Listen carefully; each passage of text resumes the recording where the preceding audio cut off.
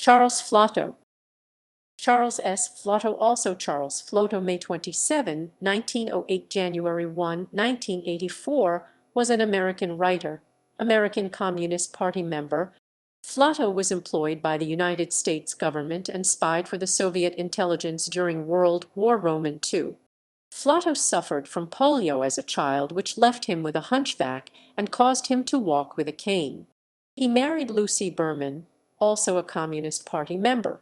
From 1937 to 1941, Flato worked as an investigator and report writer for the Civil Liberties Subcommittee of the Senate Committee on Education and Labor, chaired by Senator Robert M.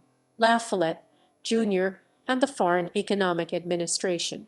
He also served under Nelson Rockefeller in the Blockade and Supply Branch of the Latin American Division of the Board of Economic Warfare during World War II.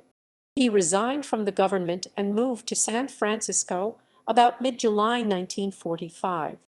He is mentioned in Venona Project transcript #588 of April 29, 1944.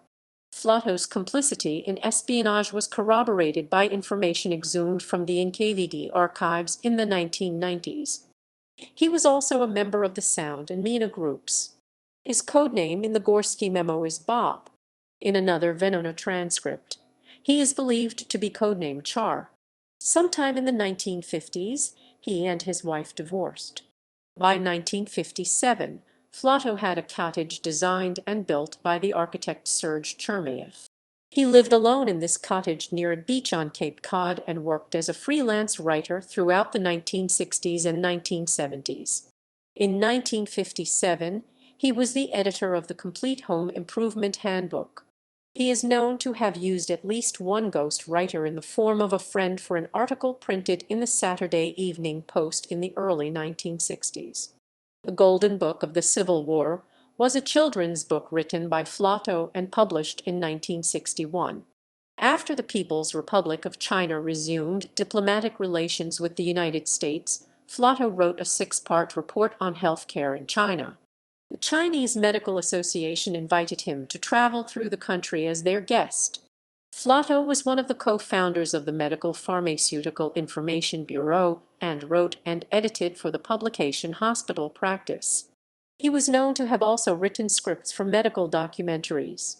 Suze Rotalo kept close ties with Flato, visiting him at his home on Cape Cod.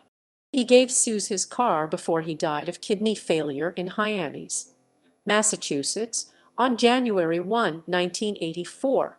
Only after the fall of the Soviet Union, when the files of the KGB became open to researchers, was it discovered that he was spying for the Soviets in the 1940s.